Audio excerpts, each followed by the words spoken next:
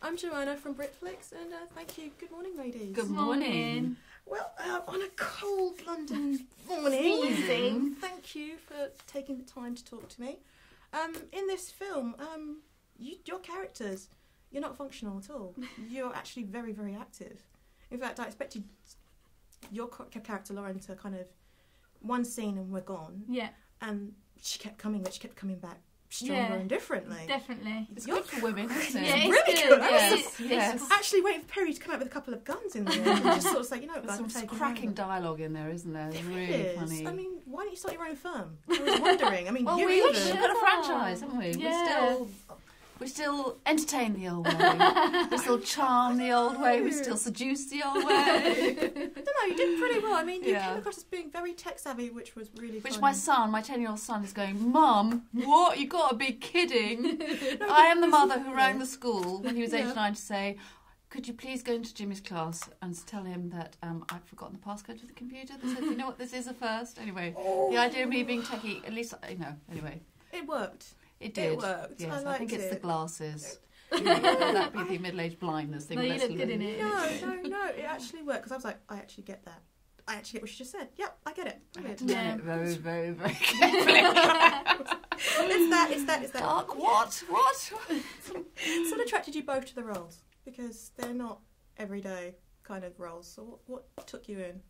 I think like the vulnerability and how she kind of does grow like as a character, you know, throughout the film. At first, you know, she is very vulnerable and naive, and you do feel sorry for her, and you're kind of rooting for her throughout the film, which is quite a nice character to play because you don't know how she's going to come out at the end of it. True. So it kind of did attract me to it because I was like, oh, I really want to play something like that, you know. Quite emotional scenes, but I loved every bit of it. So yeah. Good. You really grew because I was thinking she's going to be there. One scene, we're done. Yeah, and that's it. Yeah. I was like, okay, no, oh, no, she's there's more. There's more. Okay, good, great. She's in the last scene. Oh no. And how's it going to end? And I was like, she's going to pull out a gun. No, they've all got real stories. It's fun and you know, the great wit to the dialogue. Yeah. And obviously, it's a gangster film, so there's gangstery things going on, but it's done with a cool sort of. Fun way, and also I love the fact that we're all so old, apart from the younger two. You know, you're not old. No, very, very old. I got the script; it said Lizzie, age 60. that was rather a sobering moment, I have to say.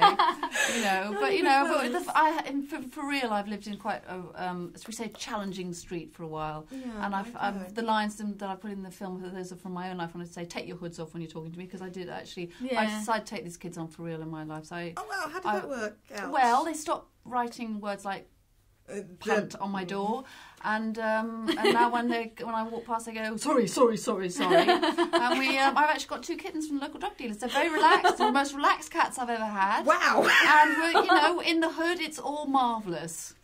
And they said, in fact, I walked past one of them the other day, and he stopped his bike, and as I walked by, he went, "Well, you could have said thank you." And I thought, great. Did you buy them?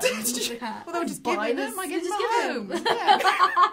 But I feel very safe and very loved. Wow, yes. With 2 additional kittens. And they were having a huge big fight the other day, and I went, do you think you could have a domestic perhaps near where you live?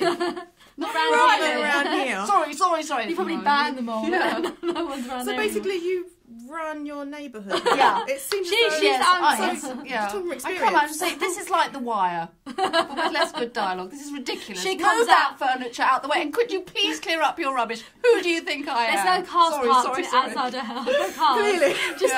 And one time I opened my kitchen window, I said, do you want to come in and have a cup of tea? Because I said, you're so close, you might as well be in my kitchen. So I go, what do you want to hang out here for? Because we want to see you, darling. That's enough. I'm old enough to be your mother. You may go. It's so funny. You just run the neighbourhood. Everyone knows you there. So do you have any similar qualities you might say to your characters at all? Bossiness, but not tackiness. Yeah, a little bit. You know, she's a slag, Dani. Do you say I mean, yeah, you know, I'm with gangsters a lot, you know. I mean, she's been around, regular thing. We still ask the I'm always with, you know, gang members. No, definitely not. A bit vulnerable. I mean, I can be a bit vulnerable sometimes. I mean, I think everyone is, but I think that's why I connected with her. But yeah, I'm definitely not hanging out with hood rats anytime soon. Good to know. I have a thing or two to say about that. Definitely. Good to know. The one thing I did ask some of the other actors was if this was a real life scenario. Well, actually, we've already proven it. Forget that question. Forget that question. Forget that question. You've actually changed that. No, like I said, I was really, really marvelled by the fact that it wasn't just a typical kind of functional, kind of bad guys would-be girlfriend slash, victim, or the sort of almost gangsters mole or would have been gangsters mole. You really kind of drove it home. I mean, I always thought at one point you might actually get up, like I said, get a gun and say, I've had enough. Stop you guys, you're taking too long. That's the sequel.